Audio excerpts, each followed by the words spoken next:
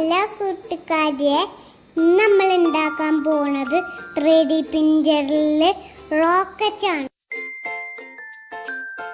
ഈ rocket ready ആയിട്ടുണ്ട്. നമ്മുടെ പാർട്സ് കൂട്ടി യോജിക്കാൻ പോവാണ്. ഞാൻ എൻ്റെ റോക്കറ്റിക്ക് കളർ എടുത്തിട്ട് ഇന്ത്യ ഫ്ലാഗ് വരച്ചിട്ടുണ്ട്.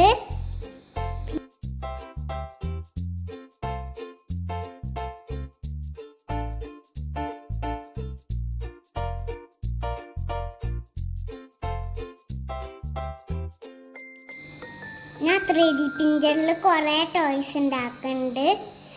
ഞാൻ വീഡിയോ എടുത്തിട്ട് നിങ്ങൾക്ക് കാണിച്ചു തരുന്നുണ്ട്.